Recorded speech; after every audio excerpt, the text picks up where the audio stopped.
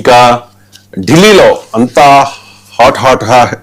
Heat గా ఉన్న నేపథ్యంలోనే ఒకవైపు రణరంగంగా ఢిల్లీ మారిపోయిన పరిస్థితుల్లో ఇవాళ ఆంధ్రప్రదేశ్ ముఖ్యమంత్రి చంద్రబాబు నాయుడు ఢిల్లీకి వెళుతూ ఉన్నారు. ప్రధాని మోదీ అండ్ హోంమంత్రి అమిత్ షాతో భేటీకి కూడా షెడ్యూల్ కన్ఫర్మ్ అయినట్టుగా మనకు సమాచారం. ఏంటి ఇంత హాట్ గా ఉన్నప్పుడు హుటాహుటిన ఎందుకు చంద్రబాబు నాయుడు ఢిల్లీకి వెళుతూ ఉన్నారు? ఏంటి చంద్రబాబు వ్యూహం ఏంటి? ఇక్కడ రెండు అంశాలు ఉన్నాయి. ఇది చాలా కీలకమైన ఢిల్లీ టూర్ ఆంధ్రప్రదేశ్ ముఖ్యమంత్రి చంద్రబాబు నాయుడుకి. ఒకటి, ఆయన ఒక ఇద్దరు మంత్రులను కలుస్తున్నారు.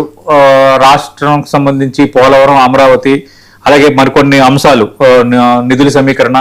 అంతకు మించి భోగాపురంలో ప్రారంభం కాబోతున్న అంతర్జాతీయ విమానాశ్రయం ప్రారంభోత్సవానికి స్వయాన ముఖ్యమంత్రిగా ప్రధానమంత్రికి ఆహ్వానించడం అనేది ఒక ఎజెండాగా ఉంది.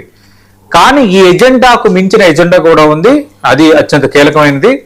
ఏంటంటే కేంద్ర ప్రభుత్వం ఎన్డీఏ అంతకుముందు సమావేశాల్లో నియోజకవర్గాల పునర్విభజన, డీలిమిటేషన్, అలాగే మహిళా రిజర్వేషన్ బిల్లుకి సంబంధించి అది పూర్తి స్థాయిలో ఆమోదం చేసుకోలేకపోయింది. ఒక రకంగా ఒక ప్రతికూలత ఏర్పడింది. ఓటింగ్ వాటన్నిటి నేపథ్యంలో రాజ్యసభలో వీళ్ళు వీగిపోయారు.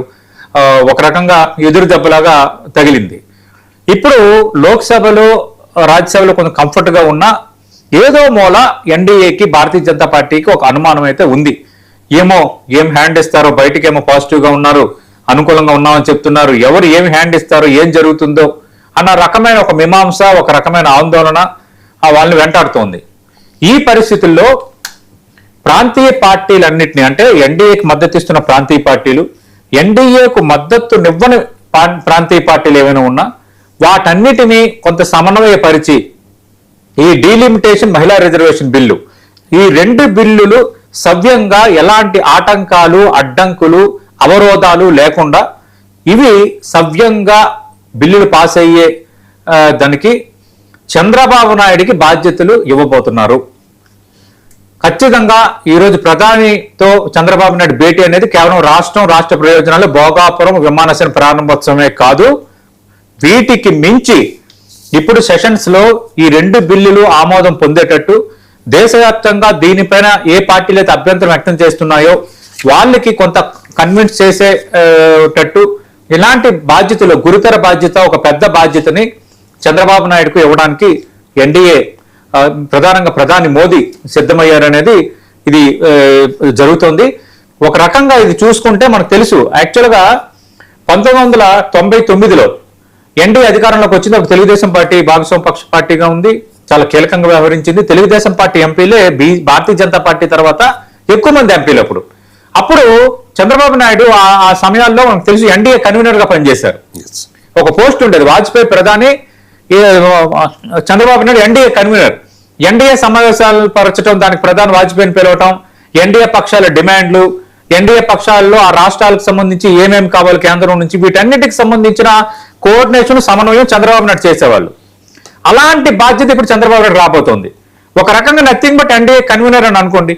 ఎన్డీఏ కన్వీనర్ లాంటి బాధ్యత రాబోతోంది. అంటే ఎన్డీఏకు మద్దతు ఇస్తున్న పార్టీలు సమన్వయం, ప్రాంతీయ పార్టీల సమన్వయం, ఈ రెండు బిల్లులు సవ్యంగా ఆమోదింపజేసుకునే క్రమం. అలాగే న్యూట్రల్ గా ఉన్న పార్టీలు, ఫర్ ఎగ్జాంపుల్ బీఆర్ఎస్ ఉంది, బీఆర్ఎస్ డీలిమిటేషన్ మద్దతు ఇస్తామని ఈ మధ్యన కేటీఆర్ ప్రకటించారు. వాళ్ళు కూడా పర్ఫెక్ట్ గా లైజనింగ్ గా ఉండేటట్టు, ప్రాంతీయ పార్టీల మద్దతు పెంపొందించుకునేటట్టు. అంటే ఇక్కడ బిల్లులు పాస్ అవడం అనేది ఒక ఎత్తు అయితే, రెండోది ఈ డీలిమిటేషన్ పైన చాలా మందికి రకరకాల అనుమానాలు ఉన్నాయి కదా, రకరకాల భయాలు ఉన్నాయి, రకరకాల అభ్యంతరాలు ఉన్నాయి.